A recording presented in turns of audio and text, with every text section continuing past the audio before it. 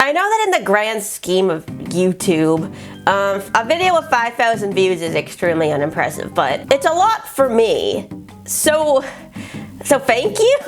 I know that, like, comparatively, this video's late. I know people that, like, if they were gonna make their Party Pack 7 reviews, they would have made them by now. I have a couple excuses. One, there were 2 games that I felt like I needed to replay, like I needed to experience them again in order to give them a fair shake. And the thing is, and this is reason number 2, is that the thing about Jackbox games is you need friends to play them. I'm working full time now, yay, finally.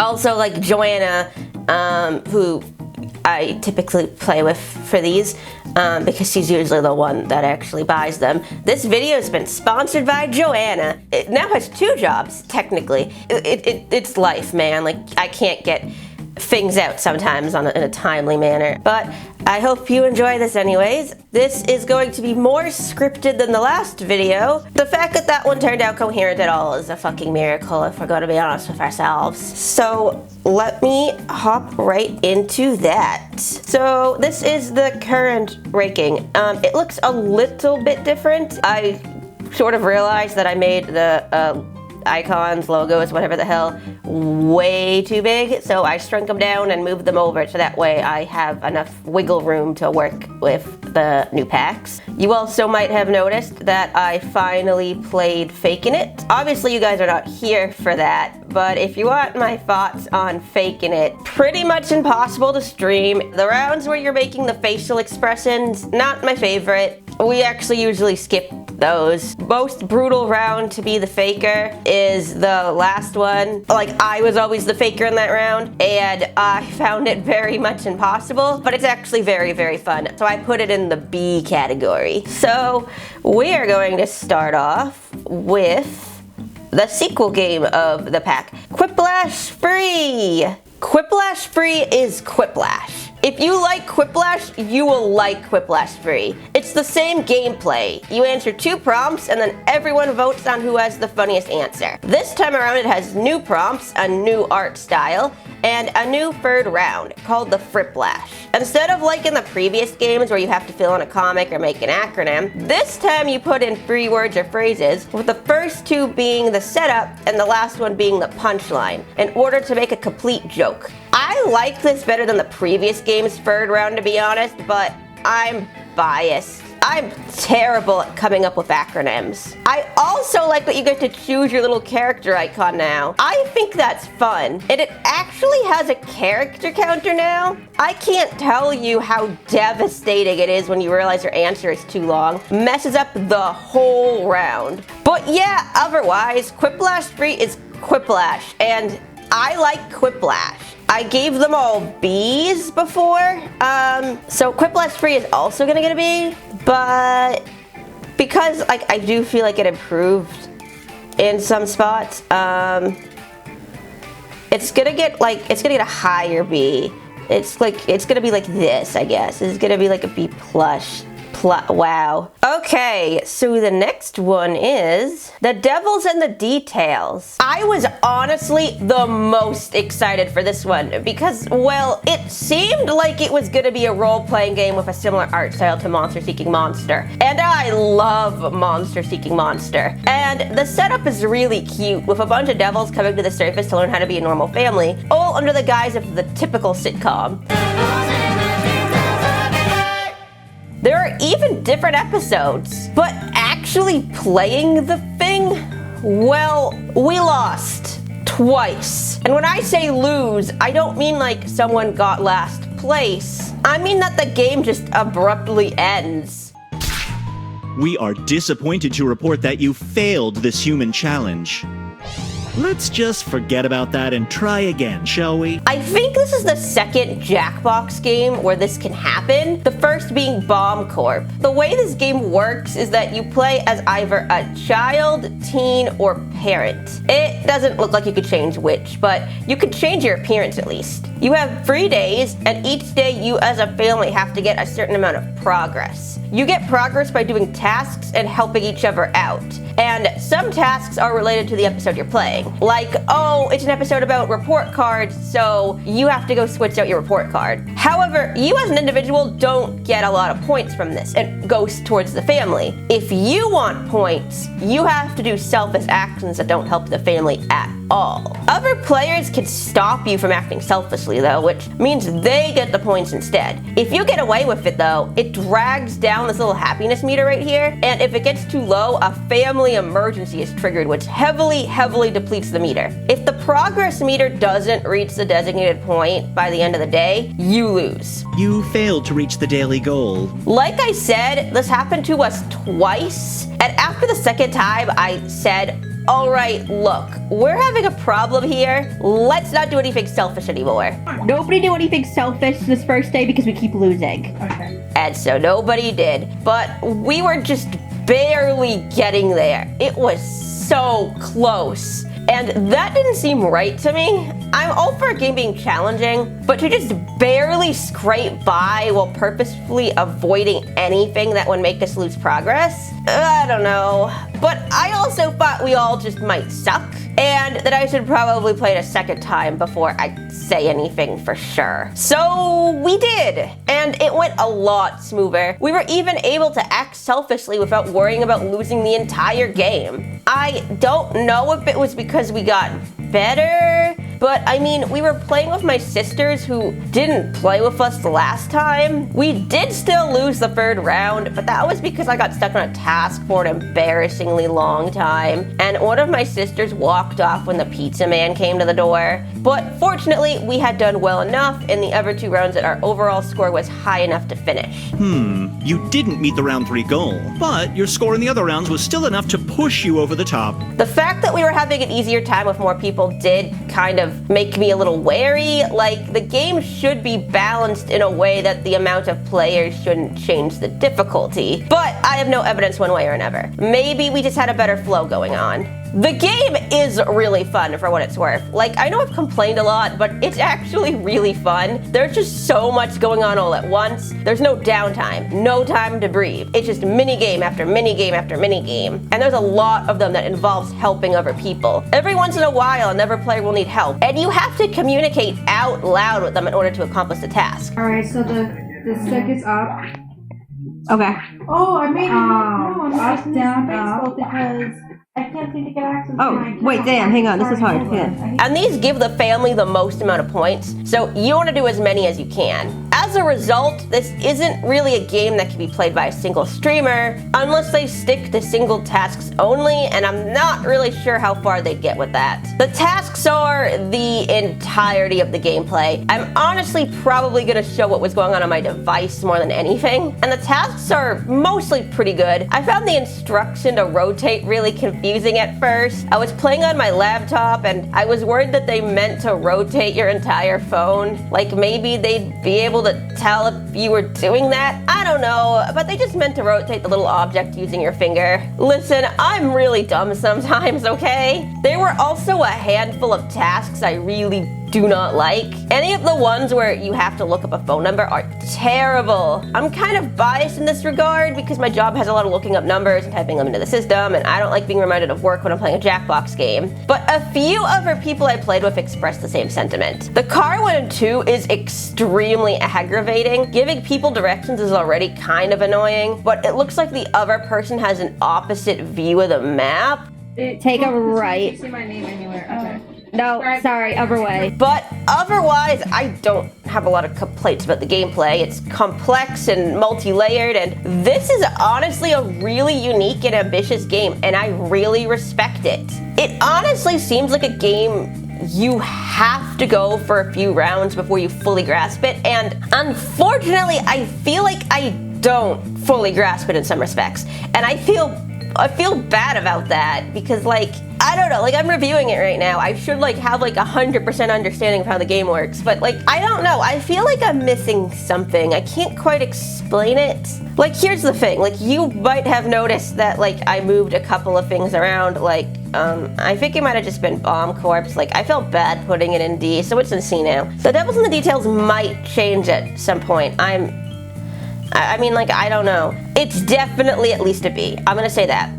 Like, I definitely think it's a good game, and I'm like gonna hesitantly put it like on like the same sort of grounding with Truffle, where I sort of was like in the shaky sort of B+, A-ish kind of area. I think this is a good spot for this. Okay, Champed Up. Champed Up is the new drawing game. We didn't actually get one last pack, so this is pretty exciting. Now, basically how this works is that the game gives you a prompt, but it's a vague prompt. It says champion of blank, and you have to make your own interpretation of what that would look like. After that, you are shown one of the other player's drawings, and you have to create a challenger for it. However, you don't get what the other drawing is the champion of. You don't get to see the original prompt. I didn't like that at first, because how am I supposed to compete if I didn't know the prompt? But then I realized that was kind of the point. If I got to see the prompt and who I was supposed to outmatch, that would be just extremely unfair. That would be an extreme advantage. I guess they could have had it work like Whiplash, where they give you 2 prompts and have the 2 responses go head to head, but I think this is more fresh and unique. You look at the drawing and try to figure out what the prompt might have been. Was it the champion of manliness? The champion of cat people? Who knows? But it's always really funny seeing what people came up with and how close they managed to get. The drawing mechanic in this game is the best it's ever been in a drawing game, now that they have pens and markers. The markers are layered under the pens, allowing you to create lines and color them in a cohesive way. And another cool thing is that on the second round, you can tag in drawings from the first round if you think they fit the prompt better. And if you play concurrent games,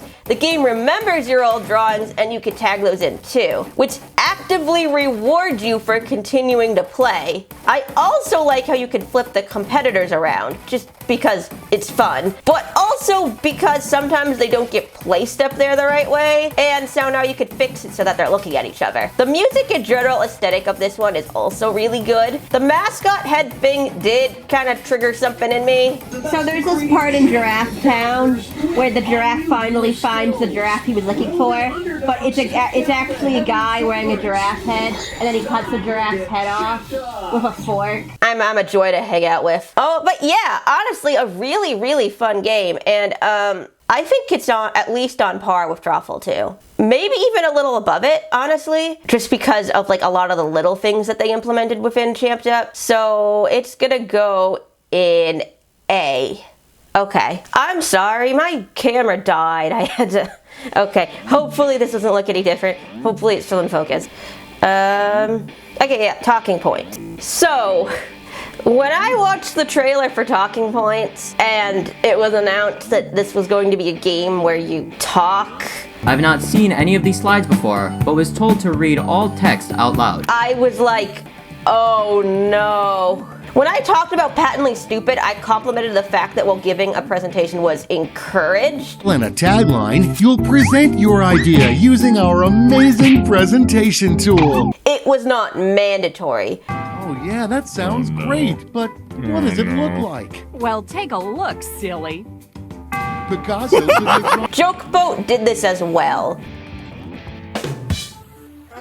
This allows for the game to be streamed, and also for people who are uncomfortable with the idea of public speaking to play as well. I usually do present when I play these games, but I'm almost always the only one. It took a lot of convincing to get some of my friends to even try Patently Stupid, and they only agreed after I told them that they had the option to skip the presentation. So, of course, I thought we were going to open up talking points, no one would want to do it, and the few people who did would be miserable and it would suck. But to my surprise, it was really, really fun. No, hold on, how do I answer? No.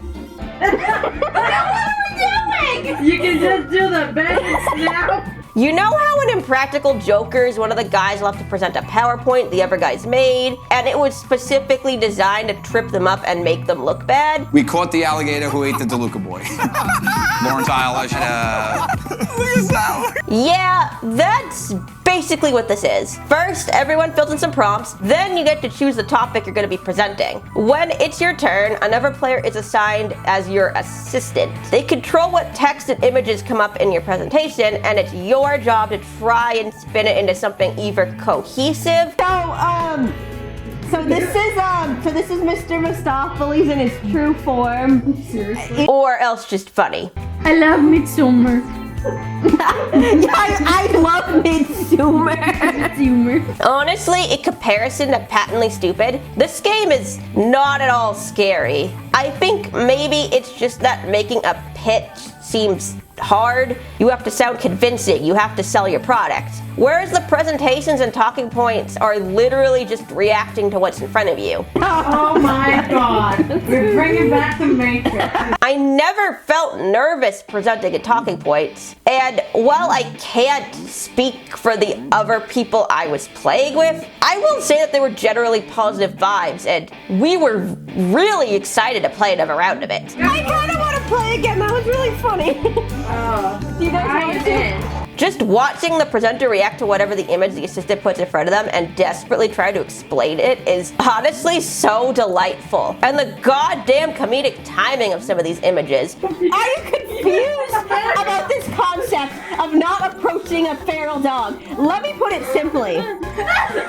Like, what the fuck are these stock images? Where did they find some of these? If you don't think this is art, you are an idiot. And if the assistant is crafty enough, they will use the text for the perfect setup. I do wish you could put your own text in, honestly, but the presenter can actually edit the images while talking about them, and at the very end, you can design your own awards and give them out to your friends. So that's nice, although the awards are apparently worth more points than the actual gameplay, and well, first of all, we didn't realize that, and we were all pissed that Joanna won, so we gave her awards that aired our grievances, not realizing we were giving her more points. Whoops. But I will say that the point system as it is during the gameplay isn't great. It's based entirely on how many upvotes you get during the presentation. I'm not talking about voting either. I mean hitting the like or dislike button while someone's talking. See this pillar on the side here? Your hand moves up and down as you hit the buttons, and at the end of the presentation a graph pops up that lets you see the flow of likes and dislikes, and the presenter gets points based off of that. There have been likes and dislikes for a lot of the games, but usually that comes in the form of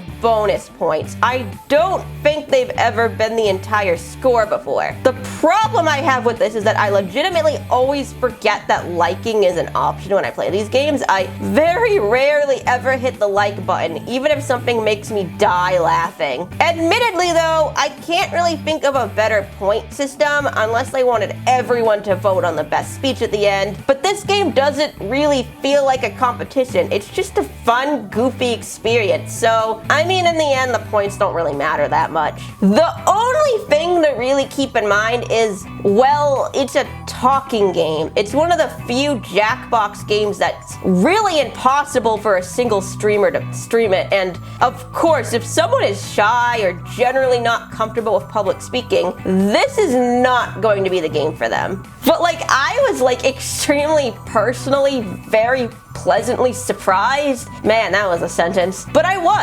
was honestly expecting to hate this one, but I really do like it. Yeah, I'm putting talking points in A. And the last one, Blab Around. Okay, Blab Around is weirdly kind of hard to describe. It's like charades, but with words. And it's like,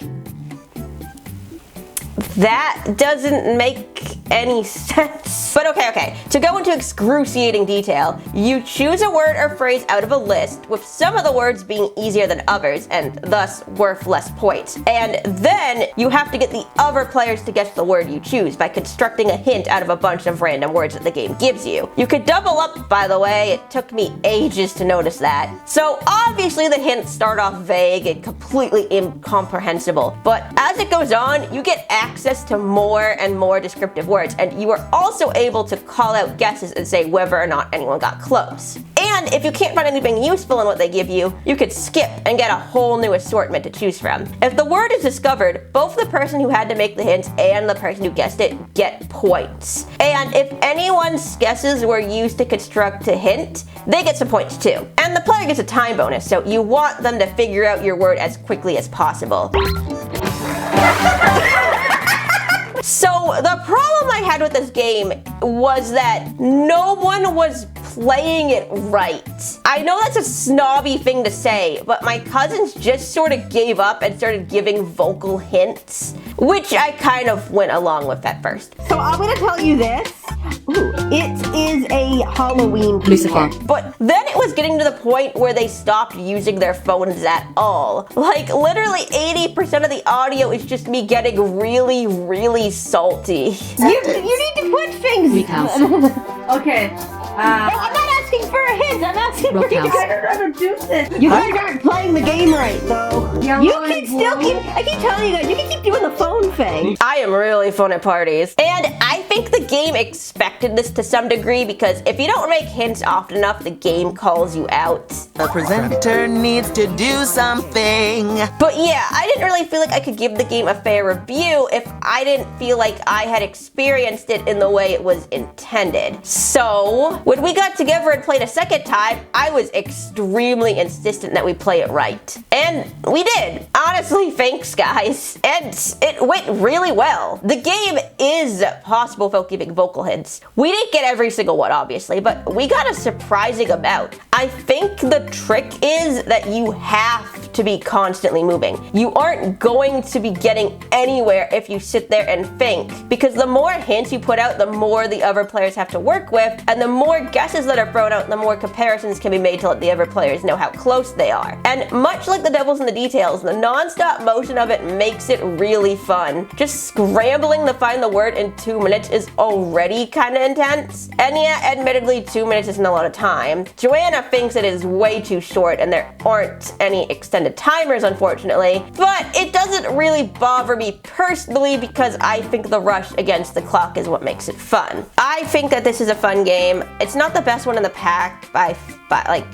definitely it's not the best one in the pack, but I think it's good. I'm gonna put it in B. You know what's actually kind of crazy, and I think now that I'm looking at it, is I'm pretty sure this is the first pack that, you know, I've ranked like this, that has all A's and B's. 4, 5, yeah, this is the first one that has all A's and B's. Party Pack 7, really good. That's basically my review of it.